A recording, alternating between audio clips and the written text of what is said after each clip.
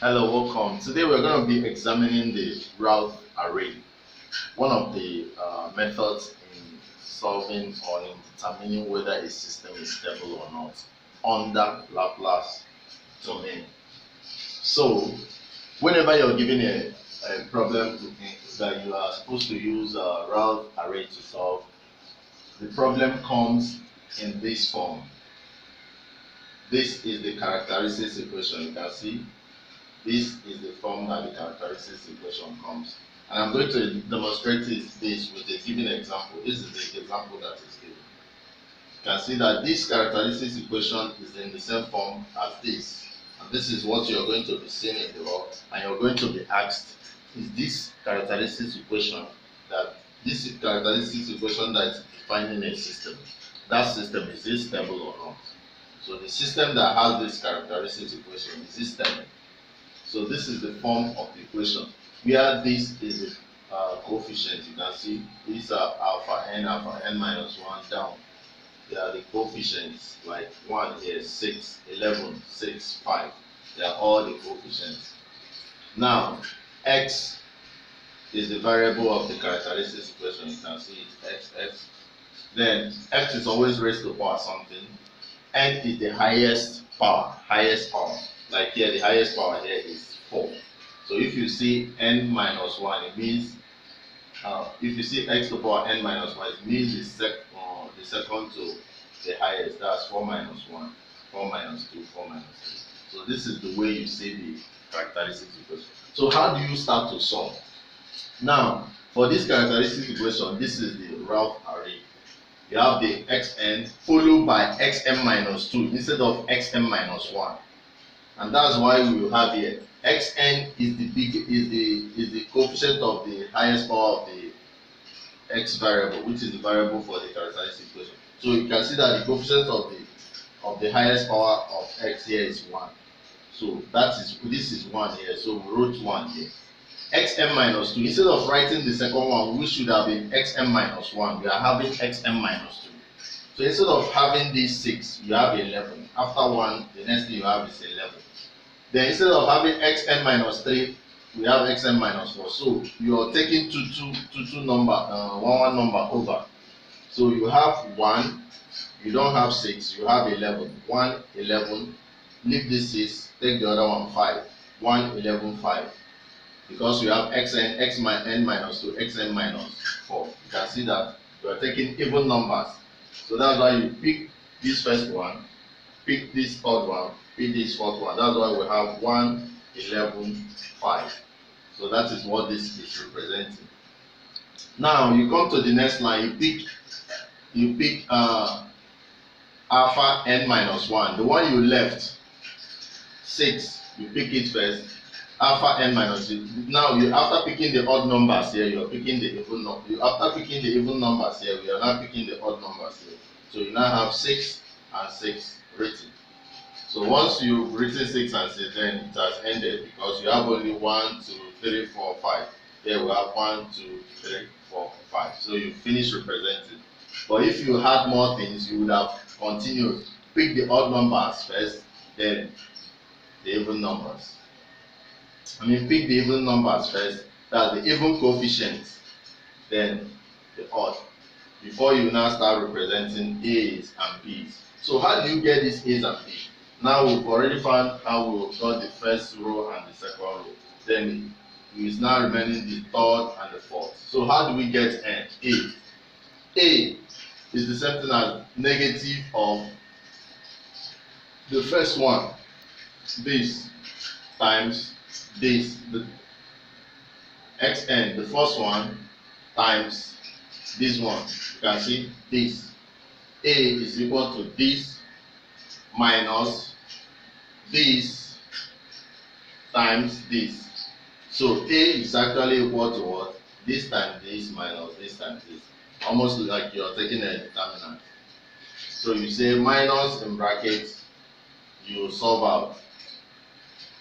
This times this is something as 1 times 6. That is here. This times this is something as saying 6 times 11. That is here. All over what is here, which is 6. All over xn minus 1, which is 6. Now to get x2, you do similar thing. xn 5. To get this one, xn 5. This times this minus this times this minus xn1 xn4. This times this. So this times this minus this times this. All over, still the same this. So that's how you got A2. And that is what we did here. This times this. Here is 0. So you have 1 times 0 minus 6 times 5. All over, still what is here?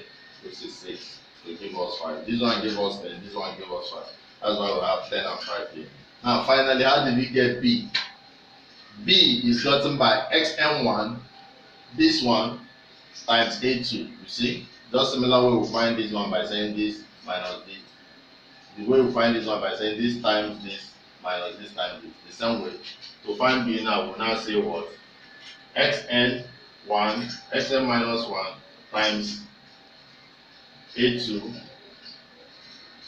minus A1 times, to find to find B1, you say xn1 times A2 minus A1 times xn1. So just simply to find this one, this times this minus this times this. All over A1. Just the same thing. And to find this one, we say this times this. xn minus 1 times x A3 minus A1 times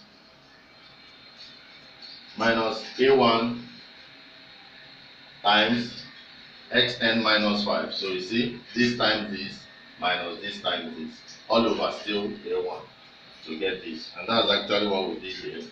When we said to find B1 this time around.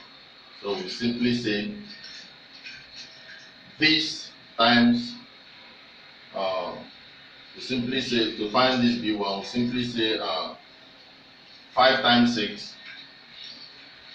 B1 xn1 this times A2, what is here? Okay, minus 10 times 6, where is 10? This is 10 times 6. So this times this. Okay, multiply by this times this. So what we got here, multiply by this. Okay, so what did we get here? We need to be sure of what we got here. 1 times 6 is 6 minus 6 times 11. 6 times 11 is 66. 66 minus 6 is 60. 60 over 10 days. So if you solve this out, you get 3. So how did we get 3 here? 10 times 6 is what? 60. 5 times 6 is what? 30. 60 minus 30, 30 over 10, 3. So that is how you got this. So after getting this, you need to check whether there is sign change. If you look at this, you will see that there is no sign change. All of them are positive. So whenever all of them are positive, you know that we have a stable system. So very, very important, you need to study this. If you want to leave these values, if you want to pick these values, what is here first? This is 1. You leave out this, put what is here 11. Leave out this, put what is here 5. Then you start putting the ones you left out. 6. Leave out this, pick this 6. Then once you have this, you now have to use this formula or using a something that like a determinant. If you want to pick what is here, you simply do this times this minus this times this. If you want to pick what is here, you simply do this times this minus this times this. If you want to pick what is here, you simply do this times this minus this times this. If you want to pick what is here, you simply do this times this minus this times this. So that is how you do it. So once you do that, you fix all your values, you get them in this form. You check whether there is sign change for the first column. Once there is no sign change for the first column, then you know that the system is stable. If not, you know that the system is not stable. So please,